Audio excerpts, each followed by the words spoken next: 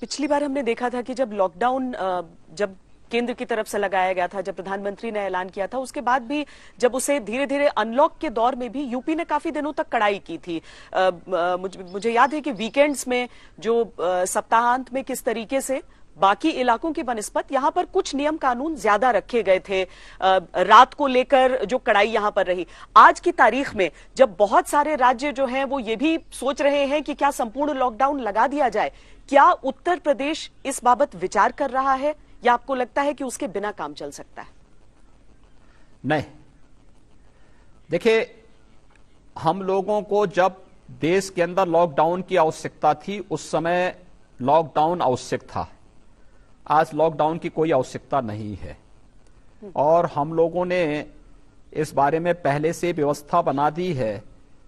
पहले दिन से ही हम लोगों ने व्यवस्था कर दी कि जहां 500 से ज्यादा एक्टिव केस जिस जनपद में हो या जिस जनपद में 100 पॉजिटिव केस पर डे आ रहे हैं वहां पर आप नाइट कर्फ्यू लगाइए, यानी कोरोना कर्फ्यू, रात्रि 9 बजे से सुबह 6 बजे तक आवश्यक सेवाओं की आपूर्ति उस दौरान वहां अनवरत होता रहे, इस बात को ध्यान रखा जाए।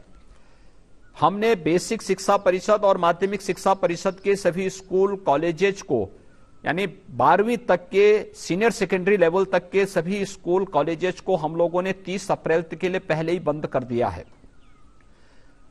क्लब और कोचिंग को आज हम लोगों ने बंद करने के लिए कहा है। इसके अलावा कोई भी मांगलिक कार्यक्रम, कोई भी पब्लिक के कार्यक्रम, अगर वह बंद सभागार है तो 50 से अधिक लोग उसमें एकत्र न हो। खुले मैदान में है तो 100 से ज्यादा लोग एकत्र न हो, लेकिन शर्त यह कि हर एक के पास मास्क होना चाहिए।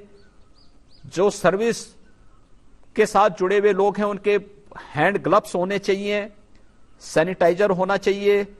इन शर्तों के साथ वहां पे कोविड के जो प्रोटोकॉल हैं उसको पालन करते हुए इसके साथ ही हम परमिशन दे रहे हैं और इनको हम लागू कर रहे हैं। हमने कंटेनमेंट जोन को सख्ती से लागू करने की कार्रवाई प्रारंभ की है। कंटेनमेंट जोन में एक कोविड पॉजिटिव पेशेंट, एक कोविड पॉजिटिव कहीं से आ रहा है तो 25 मीटर का रेडियस को हम कंटेनमेंट जोन के साथ जोड़ रहे हैं।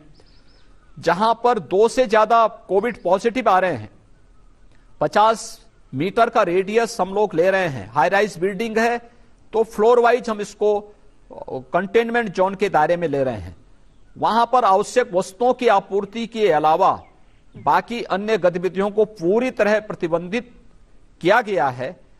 पब्लिक एड्रेस सिस्टम प्रदेश के अंदर 4000 से अधिक स्थानों पर है जहां पे अवेयरनेस के कार्यक्रम लगातार चल रहे हैं, लेकिन इस सब के बावजूद इन्फोर्समेंट की भी कार्रवाई हो रही है। मास्क न लगाने पर, अनावश्यक भीड़ भाड़ होने पर हम लोग वहां पे कार्रवाई भी कर रहे हैं। अकेले कल 56,000 से अधिक चालान काटे गए थे उत्तर प्रदेश के अंदर।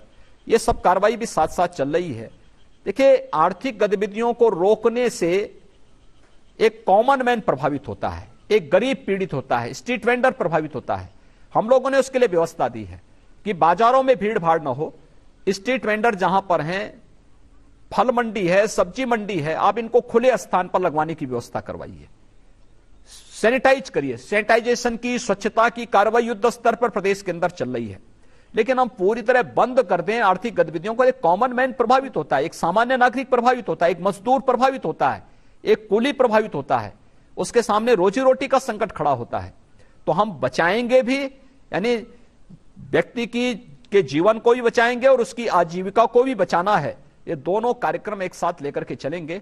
नाइट कर्फ्यू, जिसको हम कोरोना कर्फ्यू के रूप में ले रहे हैं, इसको हम कड़ाई से लागू कर रहे हैं। कंटेनमेंट जोन को कड़ाई से लागू कर रहे हैं। कॉन्टैक्ट ट्रेसिंग को 30 से 35 का एवरेज लेते हुए 100% उनकी टेस्टिंग की व्यवस्था, आरटीपीसीआर के टेस्ट को 60 से 70% तक करने, 30 से 40% एंटीजन टेस्ट करने की व्यवस्था के साथ हम इसको जोड़ रहे हैं। लेकिन लॉकडाउन की तरफ हम लोग जाने पर कोई विचार नहीं कर रहे हैं। लॉकडाउन की तरफ जाना भी नहीं चाहिए।